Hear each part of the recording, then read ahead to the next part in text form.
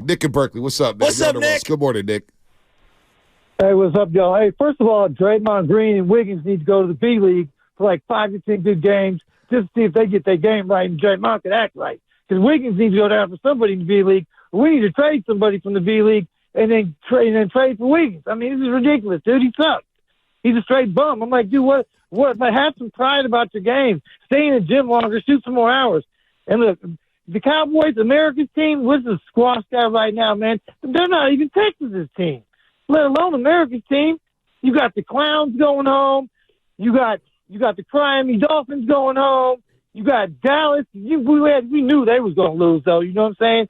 I'm like, dude, they just didn't even show up. And let me tell you something. I don't understand how bad. Like, Micah Parsons had 1 tackle and 1 assist to live up to his jersey number. And I'm like, the whole defensive line combined had like 5 or 6 tackles, and each of the secondary players individually had 5 or 6 tackles. So I don't know if Jerry Jokes wrote the defensive scheme and what they was doing. Either they were trying to lose, or they knew McCarthy was getting fired, or something was up, man. And I was like, that is the most pathetic effort I've ever seen in my life in the history of football. I've never seen anything like it. I was like, did they even make any tackles on D-line? And that was only at the end of the game they each had 1. They got clowned. They got torched. I'm like, dude, I don't ever want to hear about the Cowboys again. No. I don't want to hear about Miami hype. They suck. They're bums. The Browns suck. I mean, dude, man, D'Amico and the Texans, they let him have it, bro. Nick, you ready for the Packers? They might go. They might go on to Nick. Hey, Nick, you ready for the Packers?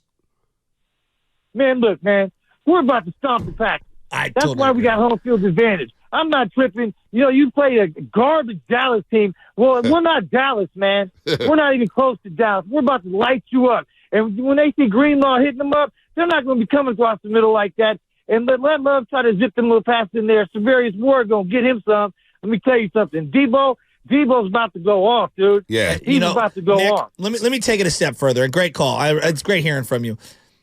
B, this is not a hot take. I'm going off my gut and just surveying the land, okay?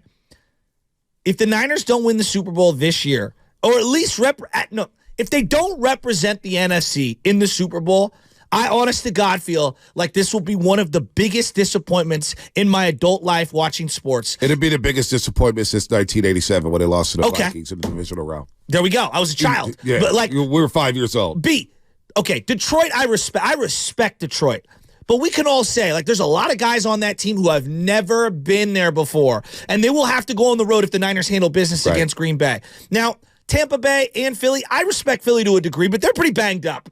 I mean, they're pretty banged. Even if they come out of this game, I have a hard time thinking they can win the next 2, back-to-back, bang, bang, and then come into San Francisco, Levi Stadium, and be ready to roll.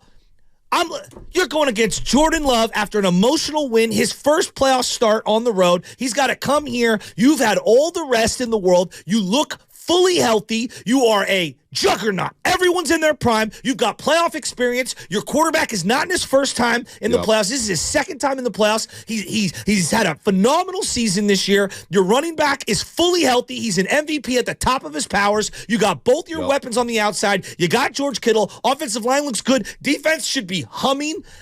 Your quarterback's making nothing. You've spread the talent around. This is the year. This is the year for the Niners. It feels like it. I'm not hyperbolic. I'm being real. Like, this feels very similar to, like, when the Warriors, everything worked out for them in 2014, 2015. You look around like, wow, everything, it just worked out perfectly. It should. You got to go do it, though. Don't get me wrong. Yeah. You got to go do it. And I'm taking it a game at a time. If they get to Detroit, if they get to Philly, they get to Tampa, I'll worry about them then.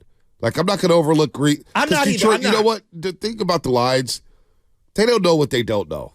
And they believe, and they went on the road the first game of the season. You could say, well, if Travis Kelce and Chris Jones played, it's a different result. Well, they didn't play. The Lions went to Arrowhead Stadium, which is a very tough place to play. In my adulthood, I've never seen the Niners win at Arrowhead Stadium. They've never won at Arrowhead Stadium in my adulthood. They've got blown out at Arrowhead Stadium. Every time I see them go to Kansas City, they get blown out. So it's not an easy place to play. The Lions opened up their season by winning at Arrowhead Stadium.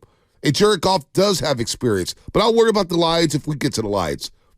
For me, it's about the Packers. And the last 4 times the Niners and Packers have met in the playoffs, the Niners have smoked them. All right? Smoked them. Now, the Green Bay game obviously came down to special teams. Wasn't really a smoking, but, you win a game without scoring an offensive touchdown.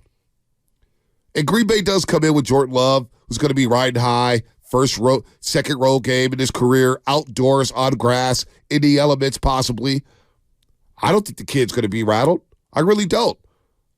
They're a young team. They're young and dumb, right? They're going to go out there and they're going to be playing with house money. Hey, we're 10-point underdogs. We're playing the Niners. Let's just go out there and spin it. They got nothing to lose. They'll be running trick plays. They'll be running reverses. They can do whatever they got to do to stay in this football game. All the pressure is on us. All of it. Green Bay has to play us on a short week. As you just mentioned, Joe, we've had 3 weeks off. No excuses on that. There's no excuses on why we shouldn't win this football game. Well, okay, this is an excuse. But this team has had 2 years in a row, it feels like, of weather games, rain games. There's a rain game coming on Saturday. I don't know how much. I don't know how impactful it's going to be. But I'm going to say this morning, at Monday at 7 o'clock. I don't give a damn if it's the middle of El Nino. The Niners have no excuses to go out and run the ball down their throat. Yep. Run it down the 28th ranked rush defense's throat. And I want to see George Kittle and CMC and a healthy dose of Debo and Elijah Mitchell in that backfield running it down their throat. That's what needs to happen. I'm just so fired up. No, I am fired up for this game. Pumped. No, I'm fired up for this game too. I cannot wait. And look, we didn't talk about the Packers all last week. We were thinking Philadelphia. We were thinking the Rams. And, Spinoni and I were spitballing Friday. We were spitballing, boy, we want to stay away from the Reds. We want to stay away from the Reds. By the fourth quarter of that game last night with Detroit and LA, I'm thinking, you know what? I want the Rams. Because they're so banged up.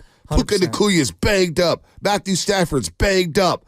Kyrie Williams is banged up. He had a big rap on his head by the end of the game. You're the 49ers. It shouldn't matter who we play at home. It really shouldn't.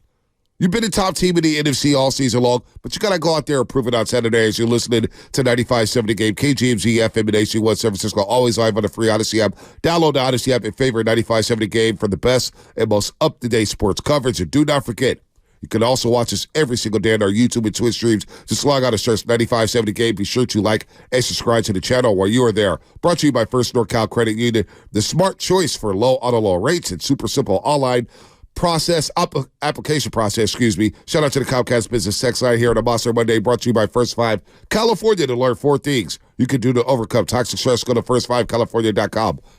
Now, when I look at the Niners, Shasky, you say there's no excuses, whether it's El Nino, whether it's raining, whether it's snowing. Yeah, I don't care what the weather looks like. I look at what John Lynch has done. And Adam Peters is moving on to the Commanders. We know that. John Lynch has done everything to put this team in a position to win a Super Bowl.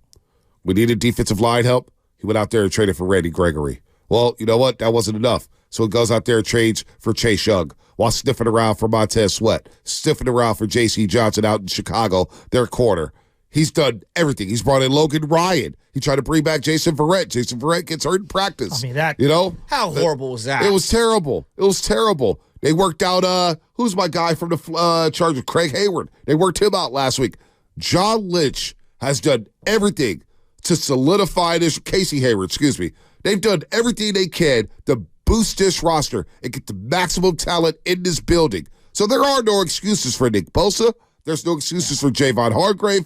Eric Armstead practiced last week. You got Chase Young. You want to go get paid? Yeah. Well, it'd be a great time to dominate because that Packers offensive line did not let Jordan Love get touched yesterday against the Cowboys.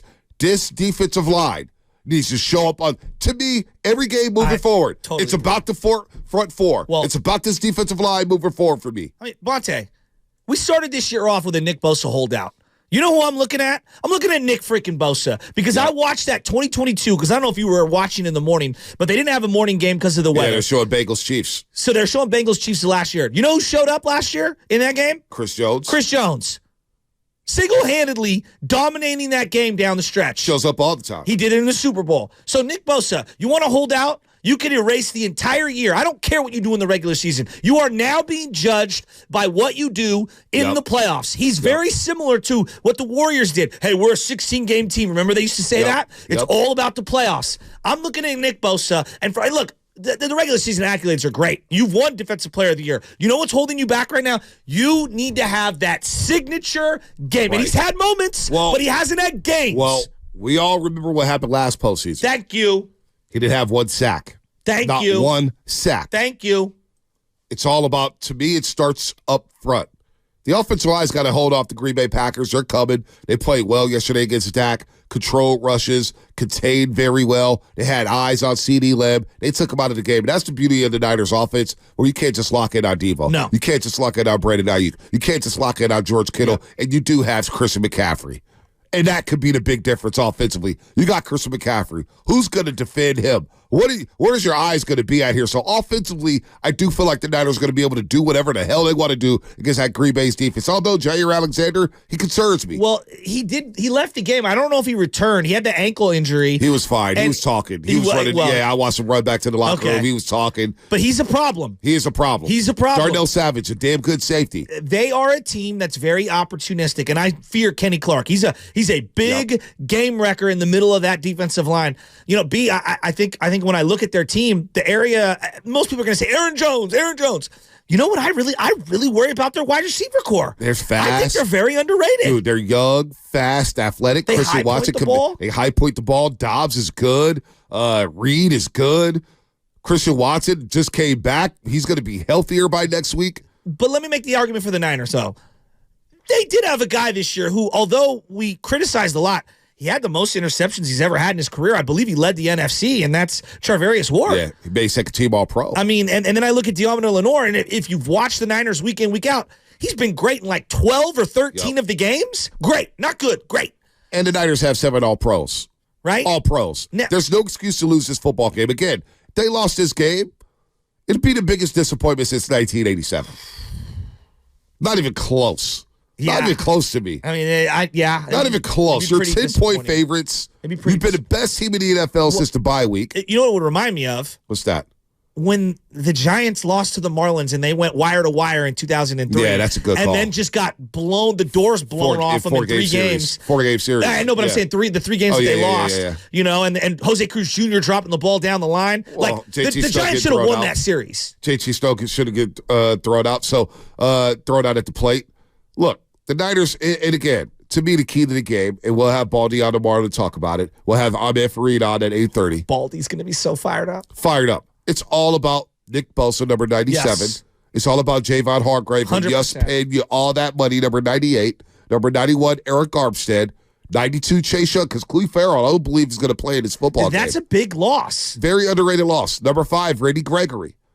What are you guys doing up front to slow down Aaron Jones and to slow down Jordan Love? They have to get to the quarterback. They have to pressure Jordan Love. You got to make him uncomfortable. He was so comfortable yesterday in Jerry's world. The play-action game where he turns his back and then is able to step into his throws, the guy's got great touch. Playing the 17 on 6 days rest. Come on. I know. Let's dominate and get to the NFC Championship. At home. And you didn't even play Week 18. Oh, and you know what's back? You know what's back, Shasky? What's that? The Red Payton in the end zone. I know. I got goosebumps. The Red Payton in the end zone's back.